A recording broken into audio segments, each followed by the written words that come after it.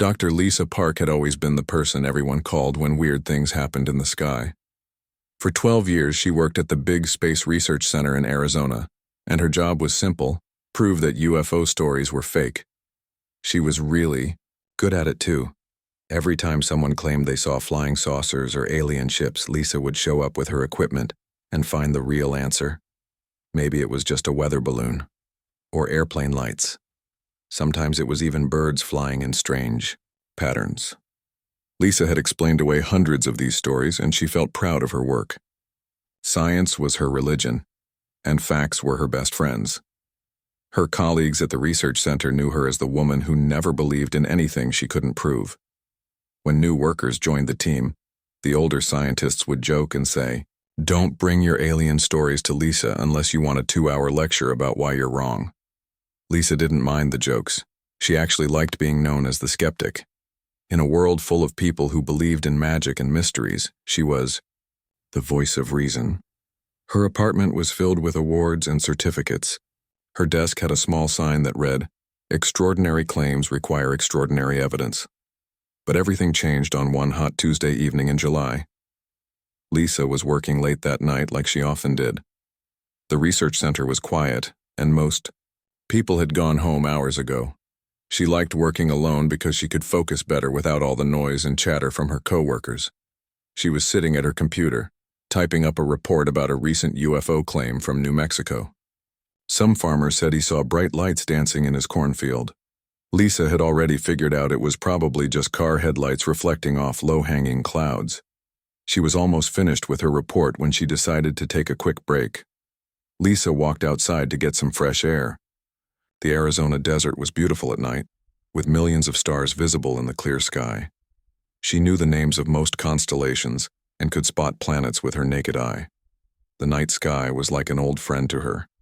She was looking up at the Big Dipper when something caught her attention. 3 bright objects were moving across the sky, but they weren't moving like anything she had ever seen before. At first, Lisa thought they might be military jets. The research center was not too far from an Air Force base, and pilots sometimes flew training missions at night. But these objects were moving in ways that made no sense. They would fly in a straight line, then suddenly stop in midair. Then, they would shoot off in a completely different direction, making sharp turns that should have been impossible. Lisa rubbed her eyes, thinking maybe she was just tired from working too long. But when she looked again, the objects were still there, still doing things that defied every law of physics she knew. One of the objects suddenly dropped straight down like it was falling, but instead of crashing into the ground, it stopped just above the horizon and started moving sideways. The other 2 objects began spinning around each other in perfect circles, moving faster and faster until they became blurs of light. Lisa's heart started beating faster. In all her years of investigating UFO claims, she had never seen anything like this. She ran back inside and grabbed her camera and a pair of high-powered binoculars.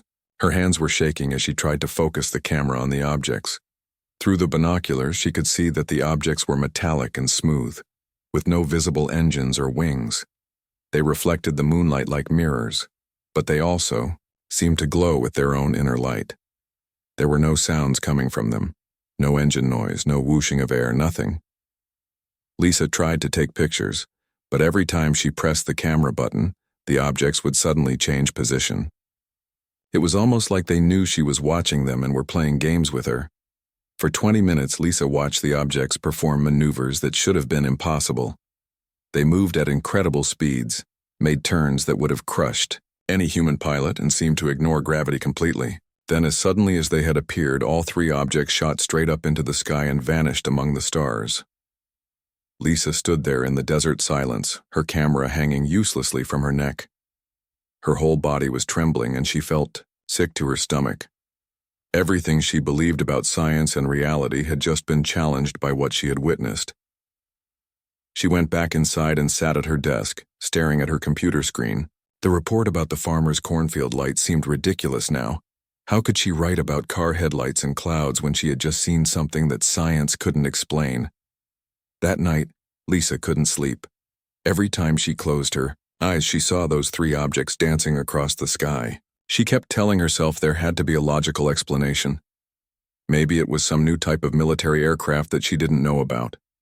Maybe it was an optical illusion caused by atmospheric conditions. But deep down, Lisa knew she was lying. To herself.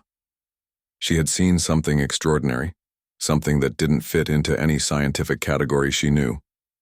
For the first time in her career, the great skeptic had no answers.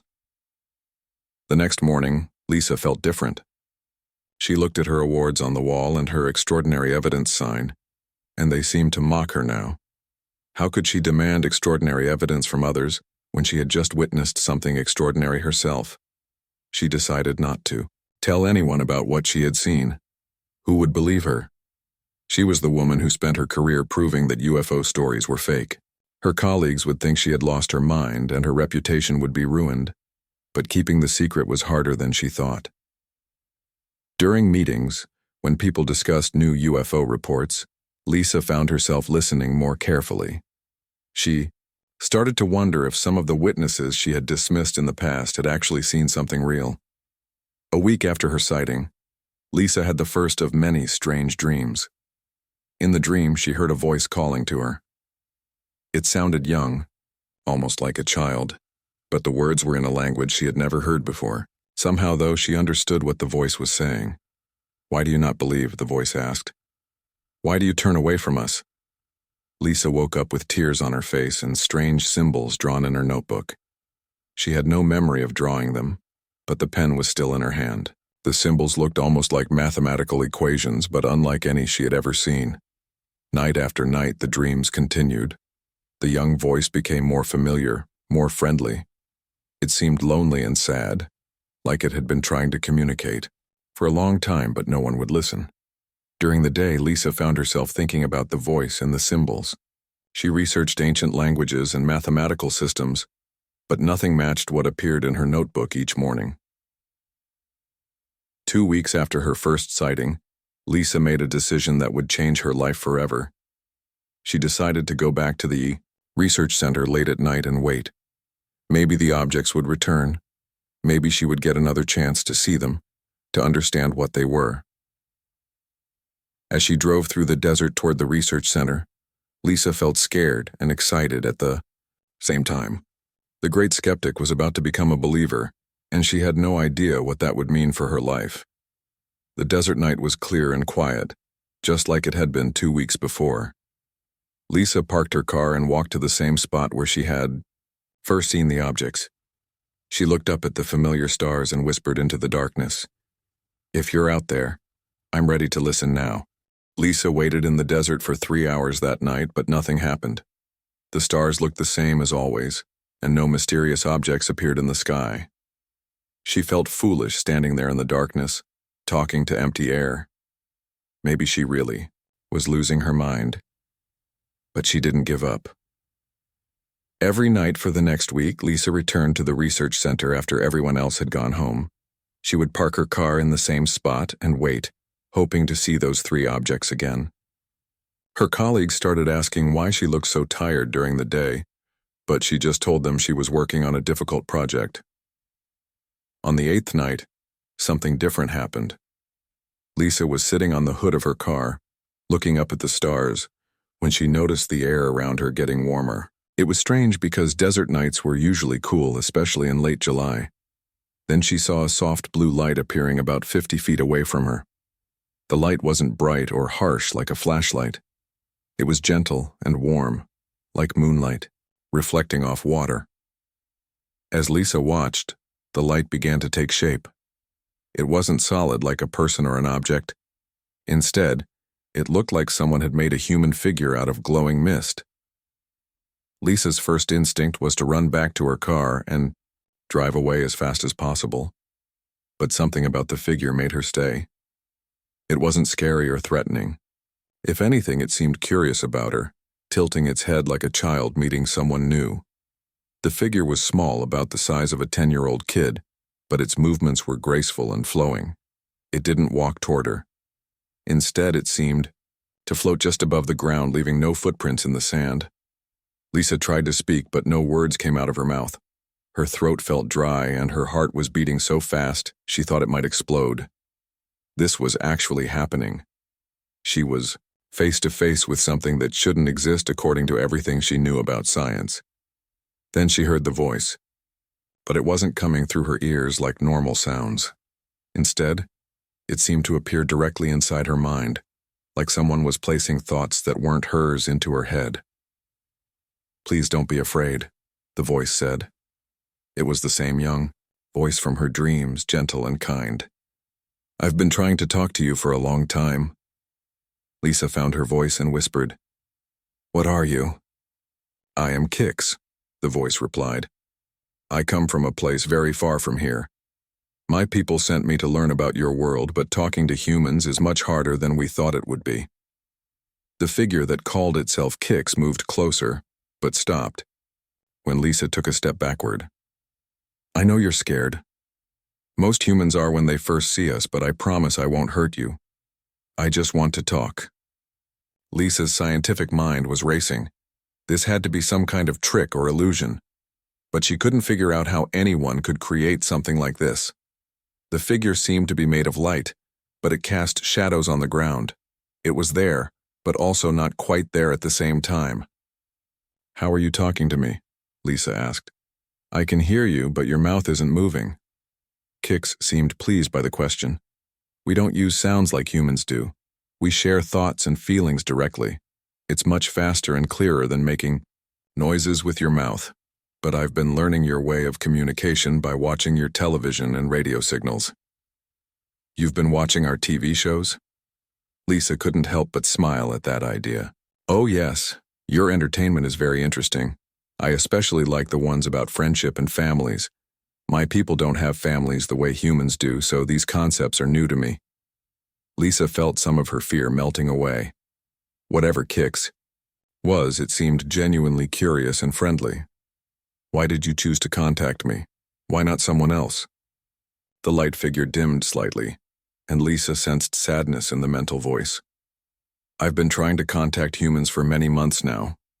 I would create lights in the sky or move objects around, hoping someone would understand that I was trying to communicate. But every time I tried, people like you would come and explain it away." Lisa felt a pang of guilt. "People like me?" "Scientists, researchers, people who study the sky. You would always find reasons why my attempts at contact were just natural things or mistakes. I started to think that humans didn't want to meet us." The realization hit Lisa like a punch to the stomach. "You were behind some of those UFO sightings. I investigated. Many of them, yes. I was getting frustrated and lonely. I didn't understand why humans wouldn't acknowledge me. Then I started watching you specifically." "Watching me?" Lisa felt a chill despite the warm air. "Not in a scary way," Kix quickly added, sensing her discomfort. "I watched how you work, how you think. You're very smart and you care about finding the truth. I thought if I could make you understand, maybe you could help me figure out how to talk to other humans." Lisa sat down on the ground, her legs suddenly feeling weak. "So you showed yourself to me 2 weeks ago on purpose?" "Yes. I wanted you to see something you couldn't explain away. I needed you to question what you believed. And it worked, didn't it? Here you are talking to me instead of running away." Lisa laughed, but it came out shaky and nervous. "I almost did run away. This goes against everything I've learned in my entire career." "Your career is explaining away things you don't understand," Kix said gently. "But what if some of those things are real? What if there's more to your universe than your science has discovered yet?" To prove the point, Kix began to demonstrate its abilities. The being gestured toward Lisa's car, and slowly the vehicle began to rise off the ground. It floated about 3 feet in the air, turning gently like it was in zero gravity. Then Kix lowered it back down without making a sound. "How did you do that?" Lisa whispered. "Your science thinks of consciousness and matter as separate things," Kix explained. "But they're not. Consciousness can shape reality when you understand how they connect. It's like, imagine if your thoughts could touch the world directly instead of having to use your hands." Kix then created complex mathematical equations in the air using pure light. The symbols and numbers floated between them, glowing softly against the dark sky. Lisa recognized some of the mathematics, but much of it was beyond anything she had ever seen. These formulas describe how we travel between stars, Kix said. Your scientists are very close to discovering some of these principles. In maybe 50 or 60 years, humans will start to understand. Lisa stared at the floating equations, her mind struggling to process what she was seeing. Why are you showing me this? Because I'm lonely, Kix admitted, and the sadness in its mental voice was overwhelming. I've been on your planet for 8 months, and you're the first human who has actually talked to me. My mission was supposed to last only 3 months, but I asked my supervisors to let me stay longer. Your supervisors? The older members of my species who sent me here. They're getting impatient. They want me to come home and report that humans aren't ready for contact yet, but I don't want to leave. Not when I've finally found someone who will listen. The floating equations faded away, and Kix moved closer to Lisa. I have an idea, but I need your help to make it work. What kind of idea? Instead of me trying to prove myself to humans by creating tricks and mysteries, what if we work together? You understand both human thinking and scientific methods. You could help me figure out the right way to introduce my people to your world. Lisa felt overwhelmed. I don't know if I'm the right person for something like that. I'm just a researcher. I investigate UFO claims and write reports. But that's exactly why you're perfect, Kix insisted. You know how humans think about these things. You know what kind of evidence they would need to believe, and now you know that some of those UFO claims were real attempts at communication. Lisa looked up at the stars, trying to process everything that had happened. 2 weeks ago, she was a skeptical scientist who didn't believe in anything supernatural. Now she was having a conversation with a being from another world, discussing how to introduce alien civilization to humanity. If I help you, Lisa said slowly, what happens to my career, my reputation? No one will believe me if I tell them about this. You don't have to tell anyone yet, Kix replied. We can work together in secret while we figure out the best approach. Think of it as research, the most important research project in human history. Lisa stood up and brushed the sand off her clothes. The logical part of her mind was screaming that this was all impossible, but the evidence was right in front of her.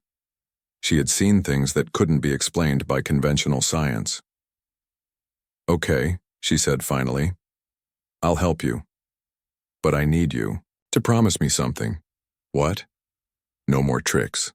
No more mysterious lights or unexplained phenomena that will make other scientists think they're investigating hoaxes. If we're going to do this, we do it right. The light figure that was Kix seemed to brighten with joy. I promise. No more tricks, Lisa. From now on, we work together as partners. As if to seal their agreement, Kix extended what looked like a hand made of glowing mist. Lisa hesitated for a moment, then reached out and touched it. The sensation was unlike anything she had ever felt. Warm, tingly, and somehow alive with intelligence. Partners, Lisa agreed and knew that her life would never be the same again. Over the next 3 weeks, Lisa's life became something she never could have imagined. Every night after work, she would meet Kix at different locations around the desert. Sometimes they met at the research center, sometimes at quiet spots far from any roads or buildings. Kix was always careful to make sure no one else could see them together. The alien being was like having the most curious child and the smartest teacher in the universe rolled into one. Kix asked endless questions about everything human.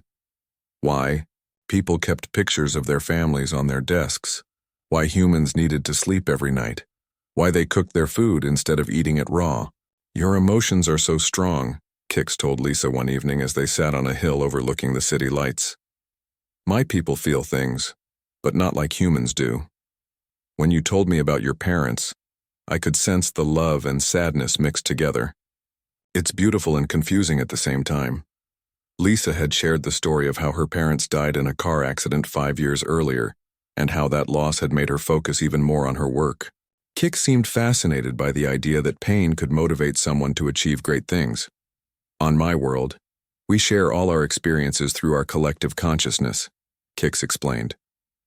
No one is ever truly alone because we're all connected.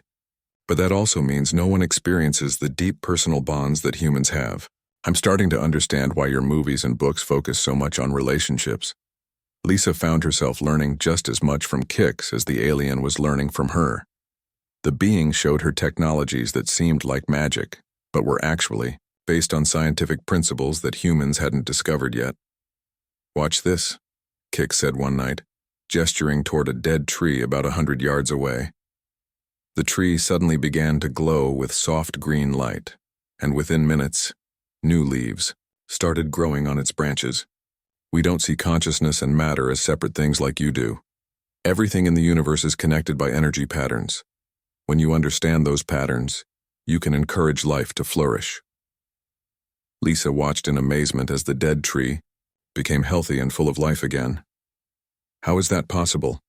"Your scientists are already discovering pieces of this puzzle," Kix replied. "They call it quantum entanglement and consciousness affecting reality at the subatomic level. But they're thinking too small. The same principles work on a much larger scale." But the most shocking revelation came when Kix told Lisa about Earth's place in the larger galactic community. "Your planet has been watched and protected for thousands of years," Kix explained. "There are 17 different species that have visited Earth at various times. Some came to study, some came to help guide human development, and some came just out of curiosity." Lisa felt her worldview cracking apart again. "You mean all those ancient stories about gods and angels?"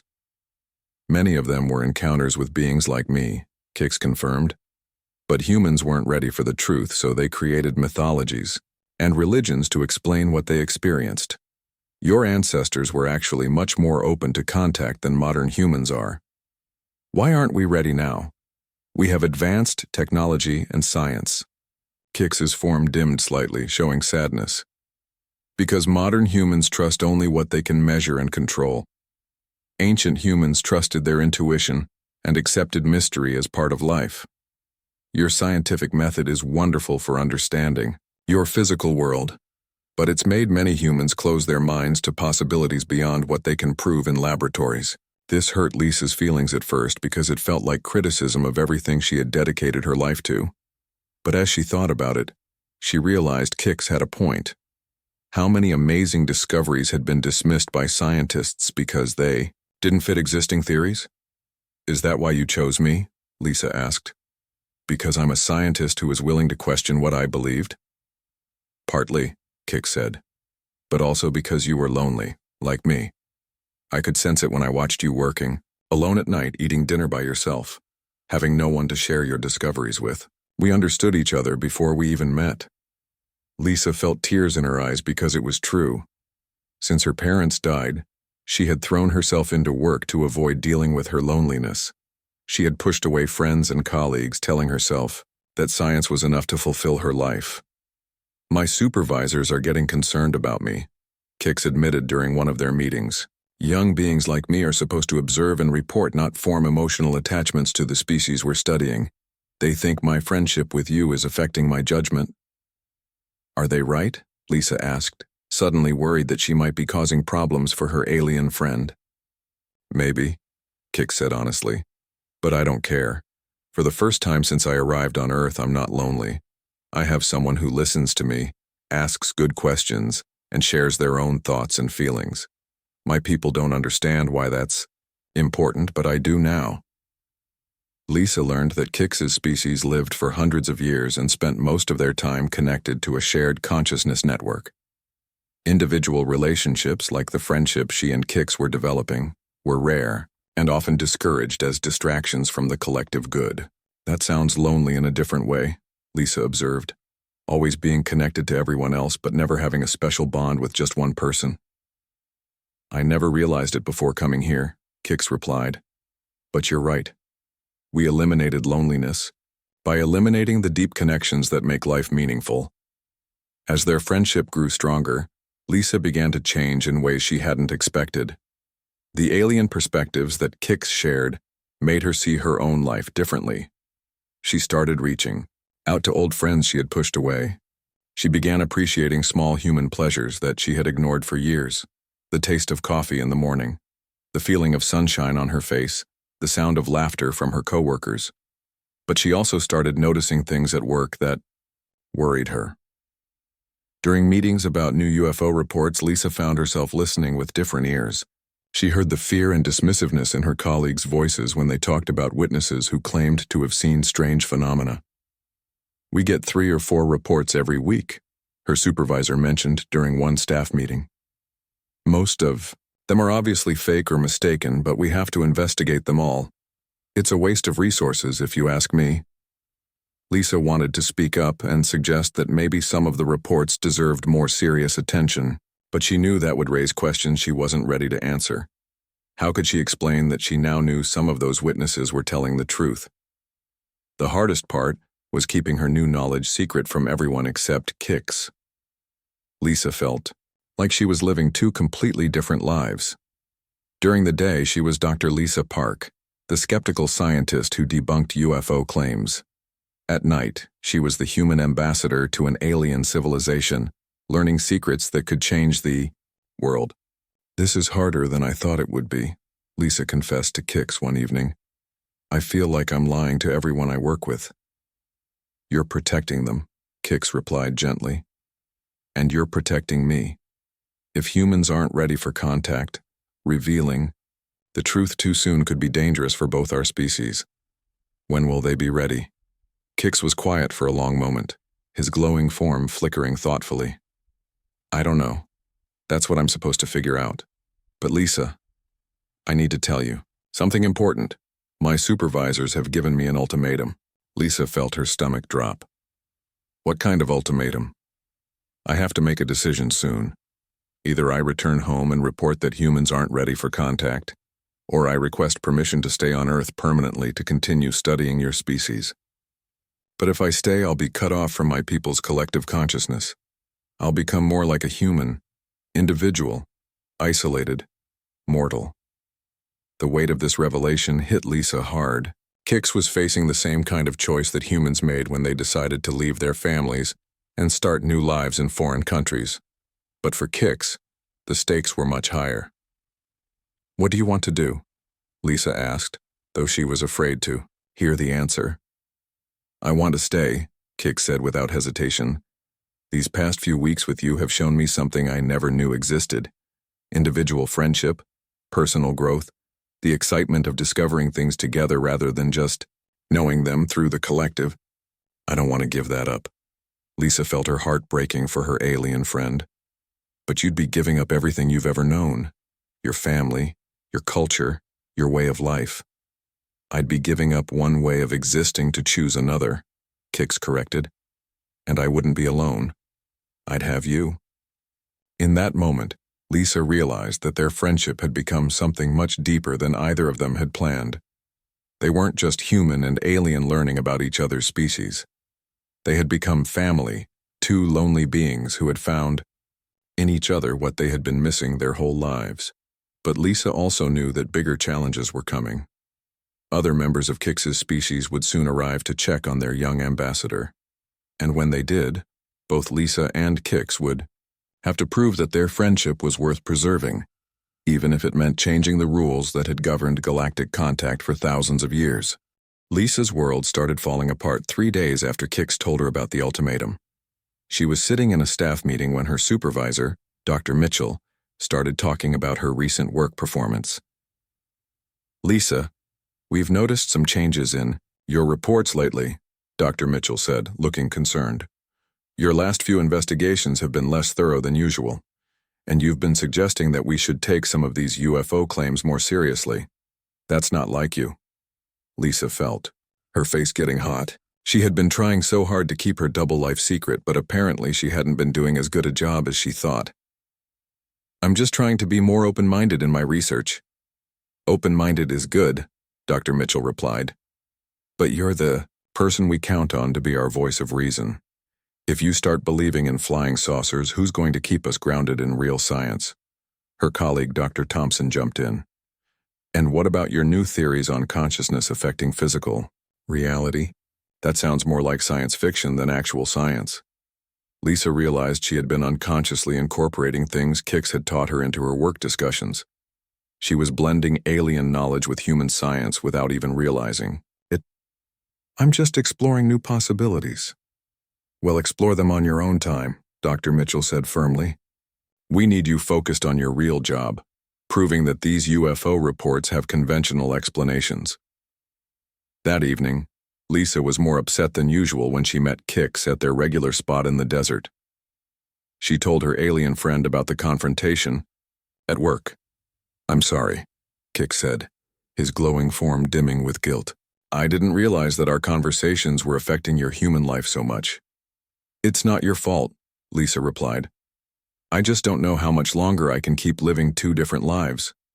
Sometimes I feel like I'm going crazy, pretending. I don't know things that I actually know. That's when Kix dropped the bombshell that changed everything. Lisa, there's something I haven't told you yet. My supervisors aren't just giving me an ultimatum, they've also made an offer to you. Lisa's heart stopped. What kind of offer? They want to meet you.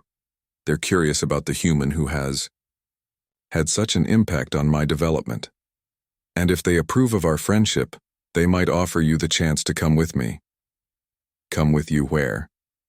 To see our world. To become Earth's first official ambassador to our galactic community. You would get to meet other species, learn technologies that are thousands of years ahead of what humans have discovered, and help prepare your planet for eventual contact. Lisa felt like she couldn't breathe. But that would mean leaving Earth. Forever, wouldn't it? Not forever, Kix said carefully. But for a very long time. Maybe decades. And when you came back, if you came back, Earth would have changed. Everyone you know would be older. Some might be gone. Lisa sat down heavily on a rock, trying to process what Kix was telling her. It was the opportunity of a lifetime. The chance to see wonders beyond human imagination and represent her entire species. But it would also mean giving up everything she had ever known. When do they want to meet me? She asked finally. Tomorrow night. They're coming here. The next evening, Lisa could barely concentrate at work. She kept checking the clock, knowing that in just a few hours she would meet beings from another world. Part of her was terrified, but another part was more excited than she had ever been in her life. When the time came, Lisa drove to the meeting, spot that Kix had chosen, a flat area deep in the desert, far from any roads or buildings. Kix was already there, but he wasn't alone. 3 other figures stood nearby, and Lisa could immediately tell they were different from Kix. They were taller, more solid-looking, and their light was cooler and more controlled. Where Kix seemed young and energetic, these beings felt ancient and powerful. Lisa, Kix said as she approached, these are my supervisors, Elder Zara, Elder Thon, and Elder Quinn. The 3 beings studied Lisa with an intensity that made her feel like they were looking right through her. When they spoke, their mental voices were much stronger and more formal than Kix's. So this is the human who has caused such disruption in our young ambassador's mission, Elder Zara said. Her tone wasn't angry, but it wasn't friendly either. We understand that you have formed an emotional attachment to Kix, Elder Thon added. This is highly unusual. Our people do not typically develop individual bonds with the species they study, Lisa found her voice. Kix has been learning about humanity by experiencing human emotions and relationships. Isn't that exactly what you sent him here to do? We sent him to observe and report, Elder Quinn replied. Not to become emotionally compromised by primitive attachments. The word primitive stung, and Lisa felt anger rising in her chest. There's nothing primitive about friendship and caring for each other. Maybe that's something your species could learn from humans. The 3 elders exchanged looks, and Lisa worried she had said something wrong. But Elder Zara seemed almost amused. You defend your emotional bonds even when speaking to beings who could end your existence with a thought, she observed. Interesting. Friendship isn't a weakness, Lisa said firmly. It's what makes life worth living. Kix has learned more about humanity in the past month than he could have learned in years of just watching us from a distance. Elder Thon stepped forward. Perhaps. But emotional attachments cloud judgment. How do we know that Kix's reports about human readiness for contact aren't influenced by his feelings for you? Lisa had been wondering the same thing herself, but hearing it said out loud made her defensive. Because I'm not telling him what to think. We discuss things openly and honestly. If anything, having a human friend gives him better insight into how humans would really react to contact. Prove it, Elder Quinn challenged. Show us this emotional bond you claim is so valuable. Lisa looked at Kix, who had been unusually quiet during this conversation. What do you want me to prove? We want to see how strong your attachment to Kix really is, Elder Zara explained. We're going to present you both with a choice, and your decisions will determine the future of human-alien relations. The three elders moved closer together and seemed to communicate silently for a moment. Then Elder Thon spoke. Here is our offer, human.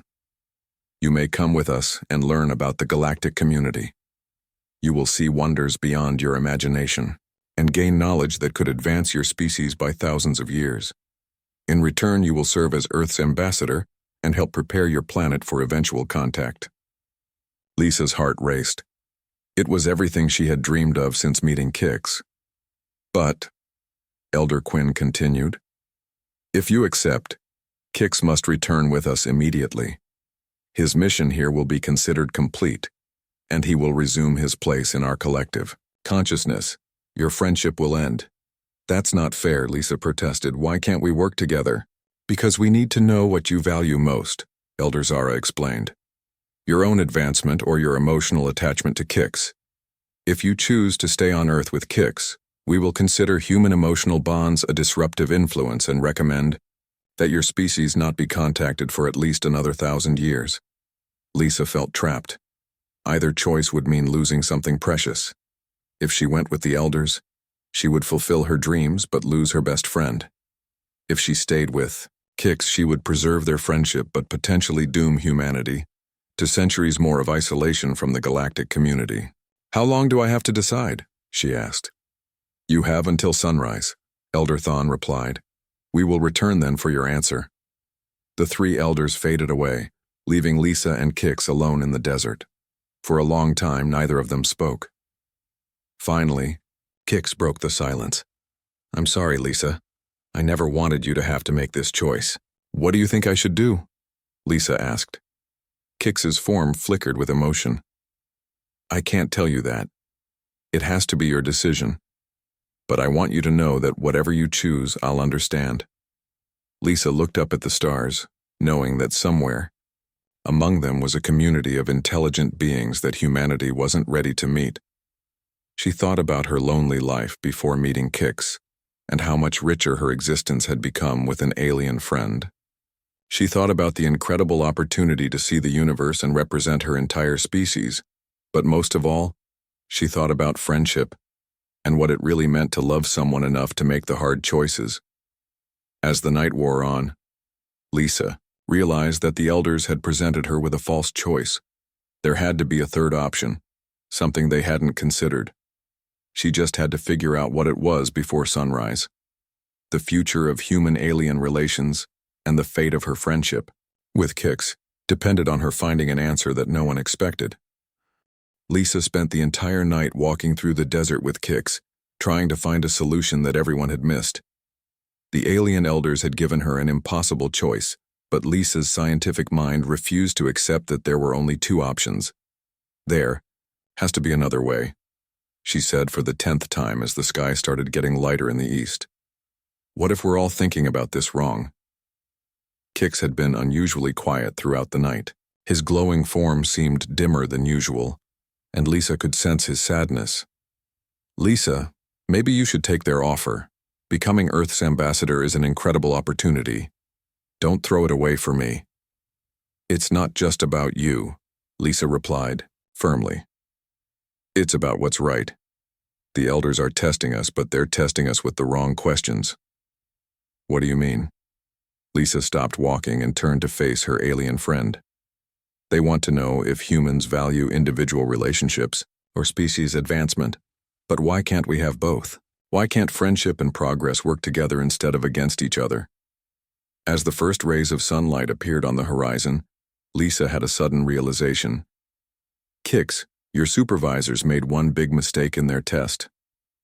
What mistake? They assumed that our friendship is just about emotions and feelings. But it's not.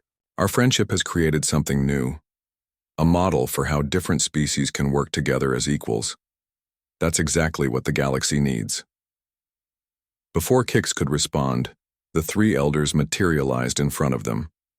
The morning sun made their glowing forms look less impressive, but their presence was still overwhelming. "Time is up, human," Elder Zara announced. "What is your choice?" Lisa took a deep breath and stepped forward. "I reject both options you've given me." The elders seemed surprised.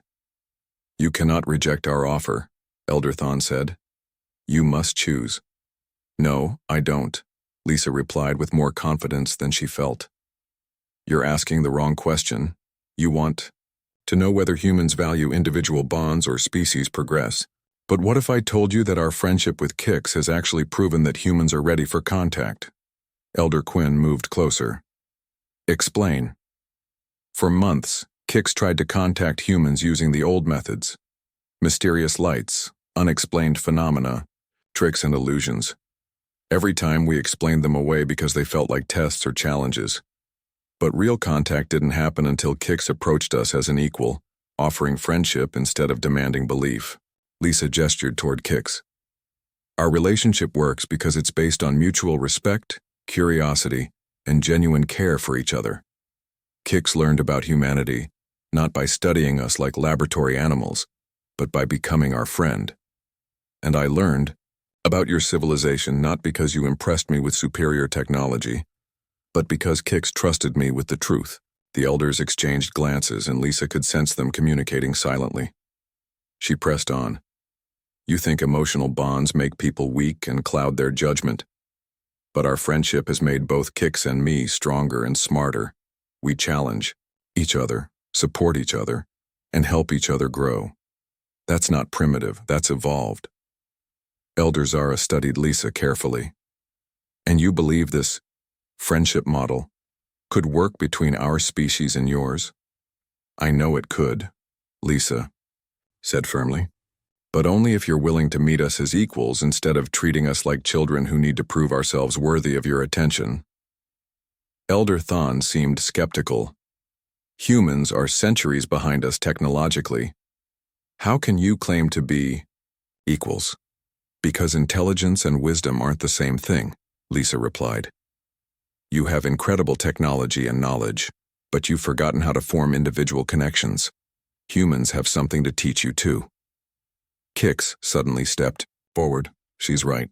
Before I met Lisa, I thought emotional bonds were weaknesses that held species back from achieving collective goals. But friendship doesn't make you weak, it makes you brave.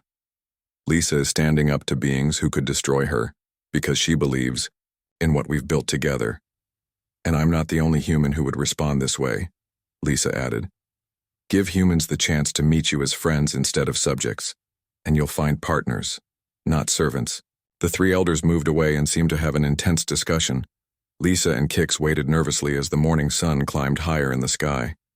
Finally, the elders returned. "Your proposal is unprecedented," Elder Zara said. "No species has ever suggested that emotional bonds should be part of official contact protocols." "Maybe that's why contact fails so often," Lisa suggested.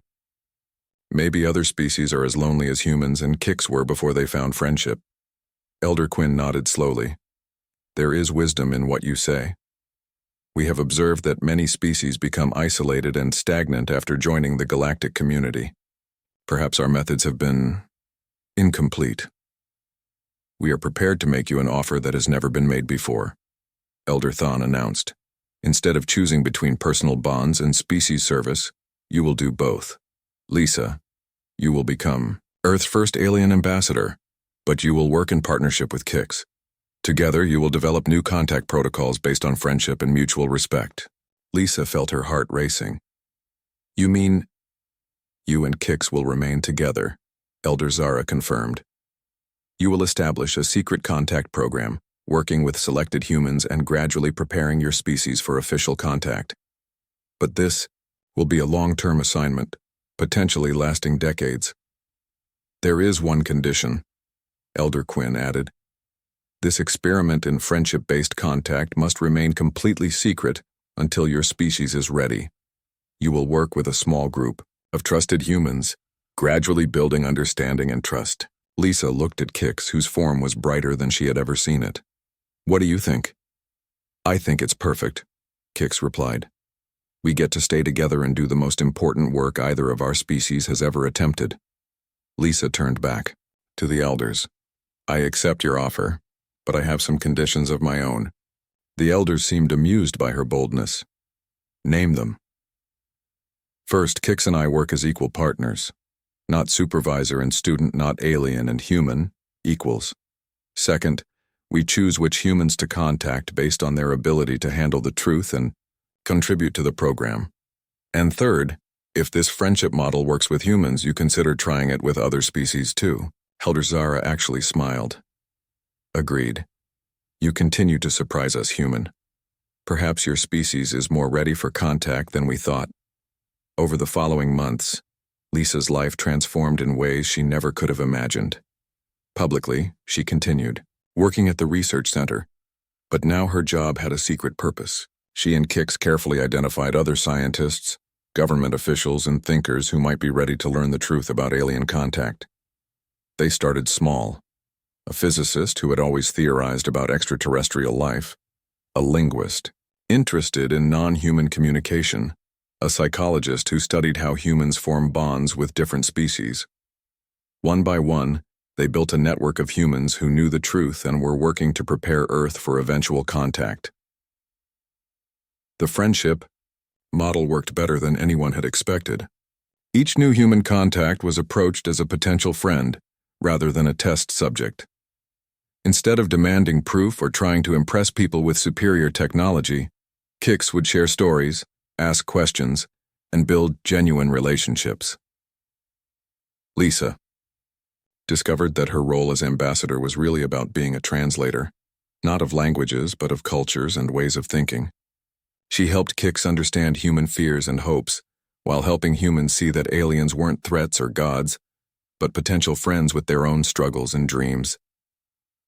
2 years after that first meeting with the elders, Lisa received a message that filled her with pride. Other alien species had heard about the Friendship Contact program and wanted to try similar approaches with their own potential contacts. The model that she and Kix had developed was spreading throughout the galaxy. "We did it," Kix told her, one evening as they sat on their favorite hill looking up at the stars. "We proved that friendship can change everything." Lisa smiled, thinking about how far they had both come from that first night when she saw mysterious lights in the sky. "You know what the best part is?" "What?" "We're not just colleagues or partners working on some important project, we're still friends. All this success, all these changes, and we're still just Lisa and Kix hanging out and talking about the universe." Kix's form glowed warmly. "That's the point, isn't it? All the technology and knowledge in the galaxy doesn't mean anything without someone to share it with."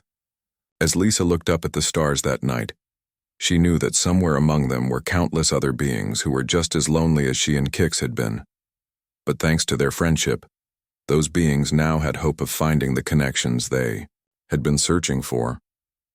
The little alien who had once played tricks to get human attention had become Earth's greatest teacher, and the skeptical scientist who had spent her career debunking UFO claims had become the bridge between two worlds. But most importantly, they had proven that the most powerful force in the universe wasn't technology or knowledge, it was the simple magic of friendship, reaching across the impossible distances between hearts and minds to say, "You are not alone." Years later, when Earth finally joined the galactic community officially, the history books would record it as humanity's greatest achievement. But Lisa and Kix knew the truth, it was really the universe's greatest.